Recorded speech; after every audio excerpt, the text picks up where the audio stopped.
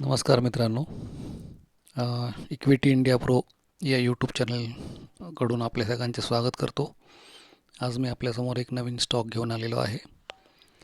स्टॉकची माहिती किंवा त्याविषयी फायनान्शियल आणि टेक्निकलची माहिती देण्याआधी एक डिस्क्लेमर जो आत्ता तुमच्या स्क्रीनवरती दिसत आहे तो डिस्क्लेमर वाचावा. Decision to buy, sell, hold or trade in securities, commodities and other investments involve risk and are best made based on advice of qualified financial professionals. तर तुम्ही तुमच्या फायनान्शियल ॲडवायझरकडनं ॲडवाईस घेऊन त्याच्यामध्ये ट्रेड करायचं का नाही हे तुम्ही तुमचा सल्ला त्यांच्याकडनं घेऊ शकता. मी ही फक्त माहितीसाठी तुम्हाला हा स्टॉक किंवा ही जी कंपनी आहे ही तुम्हाला आत्ता मी इथे सादर करत आहे. तर हा झाला डिस्क्लेमर. आपलं इक्विटी इंडिया प्रो या चॅनलला तुम्ही सबस्क्राईब करा, लाईक करा आणि हा व्हिडिओ मित्रांबरोबर शेअर करा. तर आपण आता कंपनीचं फायनान्शियल बाजू बघूयात. कंपनीचे क्वार्टरली रिझल्ट्स आत्ता आपल्यासमोर आहेत. क्वार्टरली रिझल्टमध्ये आपण सेल्स बघतो, ऑपरेटिंग प्रॉफिट बघतो आणि ऑपरेटिंग प्रॉफिटचं मार्जिन पर्सेंटेजमध्ये किती आहे ते बघतो. मार्च 24, जून 24, सप्टेंबर 24 आणि डिसेंबर 24 क्वार्टर्समध्ये कंपनीने कसा सेल्स केला हे बघूयात. मार्च 24ला 149 करोर्स कंपनीने कमवलेले दिसत आहेत. जून 24ला 181 करोर्स, सप्टेंबर 24ला 178 करोर्स आणि डिसेंबर 24ला 186 करोर्स एवढे सेल्स कंपनीने केलेले दिसत आहे. ऑपरेटिंग प्रॉफिट बघूयात. मार्च 24चं 43 करोर्स, जून 24चा आहे 41 करोर्स आणि सप्टेंबर 24चा आहे 54 करोर्स, डिसेंबर 24चा आहे 60 करोर्स. तर कंपनीचं प्रॉफिट हे क्वार्टरली वाढताना दिसतं आहे. कंपनीचं साधारण ऑपरेटिंग प्रॉफिट मार्जिन बघूयात. साधारण 29% मार्च 24ला त्यांनी प्रॉफिट मार्जिन ठेवलेलं दिसतं आहे. जून 24ला 23% दिसतं आहे, सप्टेंबर 24ला 30% दिसतं आहे आणि डिसेंबर 24ला साधारण 32% कंपनीचं ऑपरेटिंग प्रॉफिट दिसून येत आहे. तर ऑपरेटिंग प्रॉफिट पण कंपनीचं चांगलं आहे. आता प्रॉफिट अँड लॉस अकाउंट आपण बघूयात. मार्च 22, मार्च 23 आणि मार्च 24 विथ TTM. सेल्स बघूयात. जो इयरली जो सेल्स आहे तो बघूयात.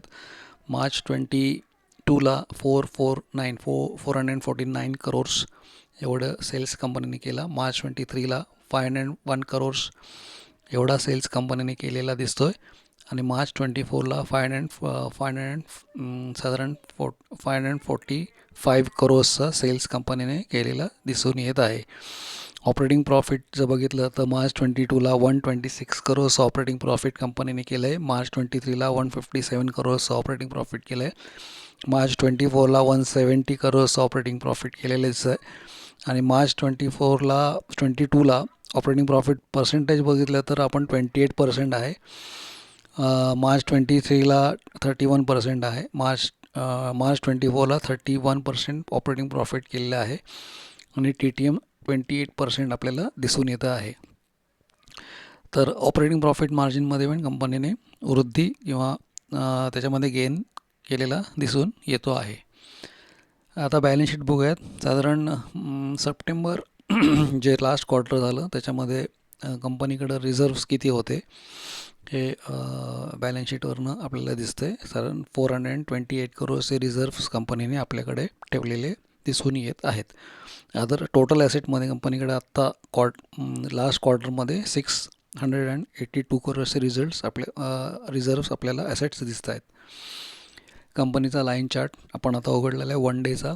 त्याच्यामध्ये लास्ट डेला जे ट्रेडिंग झालेलं आहे त्याच्यात 12.7% एवढी प्लसमध्ये कंपनी दिसून येते. म्हणजे एवढे रिटर्न्स कंपनीने एका दिवसामध्ये इन्व्हेस्टर्सला मिळवून दिलेले दिसत आहेत. कंपनीचा आजचा भाव आहे 2463 रुपीज इंडियन रुपीजमध्ये. हा झाला 1 डेचा. 5 डेजमध्ये कंपनीने साधारण 23.12%चे एवढे रिटर्न्स मिळवून दिलेले दिसून येत आहेत. आता आपण 1 इयरचा चार्ट बघूयात. 1 इयरच्या चार्टमध्ये पण साधारण 44.15% एवढे रिटर्न्स कंपनीने मिळवून दिलेले दिसून येत आहेत. 5 इयर्सचा आपण चार्ट बघूयात. 5 इयर्सच्या चार्टमध्ये पण साधारण 420 8.85%चे रिटर्न्स कंपनीने मिळवून दिलेले दिसून येत आहेत इन्व्हेस्टर्स लोकांना. हा झाला लाईन चार्ट. आता आपल्यासमोर आपण ओपन केला आहे हा कॅन्डलस्टिक चार्ट. कॅन्डलस्टिक चार्टप्रमाणे पिवोट फिबोनाची आपण लावलेला आहे. EMI 200 आपण लावलेला आहे. EMI 200च्या प्रमाणे वन डेचा जो चार्ट दिसतो आहे त्याच्यामध्ये हा स्टॉक आहे हा R1, R2 आणि R3च्या वरती आता ट्रेड करतो आहे. तसेच 200 मूव्हिंग ॲव्हरेजच्या वरती हा स्टॉक ट्रेड करतो आहे. लास्ट क्लोजिंग त्याचं 2463 एवढं आत्ता या चार्टप्रमाणे दिसतंय. प्लस वॉल्यूममध्ये पण त्याच्यामध्ये बऱ्यापैकी वृद्धी त्या दिवशी लास्ट डेच्या दिवशी दिसून येत आहे. कंपनीचे आता तुम्हाला मी नाव सांगणार आहे. कंपनीचे वेबसाईट मी आता ओपन करतो. MPS लिमिटेड हे कंपनीचं नाव आहे. साधारण मेक लर्निंग स्मार्टर ही कंपनी जी आहे ही ट्रान्सफॉर्मेशन थ्रू स्मार्टर पब्लिकेशन किंवा IT कंपनी ही दिसून येते आहे. Smart cloud based digital publishing for rapid time to market, creative flexibility that enables वगैरे. MPS ट्रॅक हे अशी त्याची साईट आहे. तुम्ही साईट नक्की बघा. कंपनीची साईट बघितल्यावर आपल्याला साधारण कंपनीचा अंदाज येतो. कंपनीचं कामकाज काय आहे, प्रोडक्ट काय आहे आणि कंपनी कशा प्रकारे आत्ता फ्युचरमध्ये काम करणार आहे याची सगळी माहिती आपल्याला टॅब वाईज त्याच्यामध्ये मिळते. कंपनीची ही साईट तुम्ही जरूर बघा.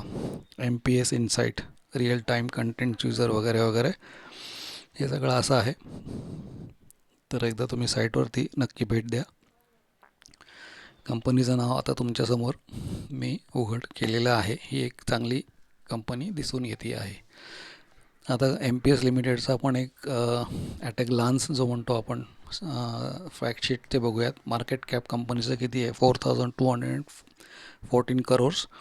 करंट प्राईस मी सांगितली 2464. लास्ट क्लोजिंग 52 वीक हाय त्याचा आहे 2525 आणि साधारण 52 वीक लो जो आहे 1315 दिसतो आहे.